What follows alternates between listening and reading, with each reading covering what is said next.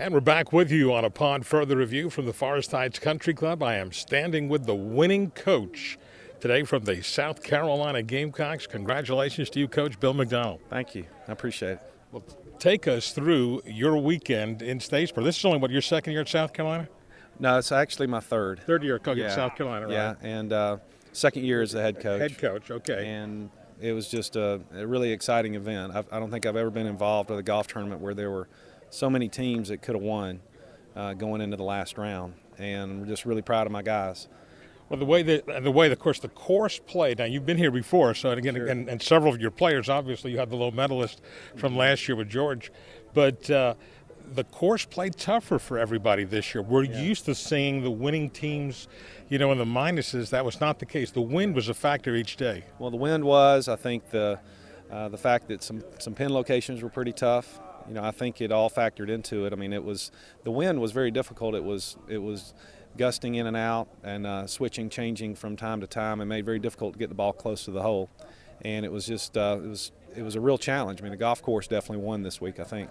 Well, take us through basically as you decide the 5 golfers that you have here, and of course you got a couple of Bryans now that are playing, right? Mm-hmm. Yeah, I've got 2 brothers, Wesley and George. And of course, George had the great success here last year, and probably his play on the final day here may have been the difference. Well, it was. I mean, obviously you got to count 4 scores, Sure. but a 68 by him is one heck of a round, and his brother Wesley birdied the last hole for us too. So, but all the kids contributed to this victory. And I was going to say, for the folks in the area, they may be familiar with your golfer that's from Savannah, right? Mark Silvers, yeah, absolutely. He's still playing well for us. He's our team captain and our senior, and I'm really proud of him.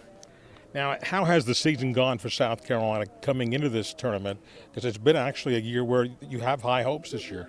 I think so. We won 2 events in the fall, right, and we've been kind of in and out of the top 10 most of the year.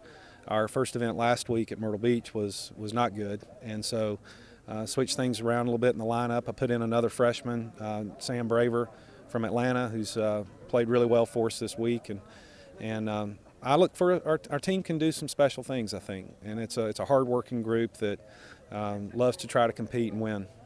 Well, most of the folks that live in this area that have seen this tournament evolve from over the years, from back in the early 70s to where it is right now. And you go to a lot of different tournaments. Mm-hmm. How does this one kind of stack up against most that you go to? Well, it's one of my favorite. I played in this event 4 times when I played at Georgia Tech in the 80s, and I just love coming back here. To me, it's like coming home. The people are great. The community's behind the event, and it's really special to me. I think it's one of the more special events in college golf. And I was going to say, a lot of people take for granted, when they put up the bleachers here, and you don't have that at a lot of college golf tournaments you go to. And what I've been impressed with, the difference in letting this go back to a 3-day event lets you follow leaders a little better. Mm-hmm. Well, a 3-day event's the way you need to play college golf. These 36, 18 days are brutal, and we have to do them occasionally, but I much prefer the 3 days, believe me. What's on tap for South Carolina coming up now as far as tournaments? We co-host the Hootie and the Blowfish College event in Charleston this upcoming week, so we'll leave for it on Friday. Needless to say, this was a SEC, ACC kind of dominance. You'll see a bunch of these people again throughout the year. Yeah, we just beat each other up, it seems like, as the year goes on. But it's some of the best college golf in the country is played right here in our backyard. So. Well, listen, once again, congratulations to you in South Carolina for a big-time win here at the Schenkel Easy Go. I appreciate it. Thanks for having us. Bill McDonald, the head man of the South Carolina Gamecocks. We're back with more on Upon Further Review in just a moment.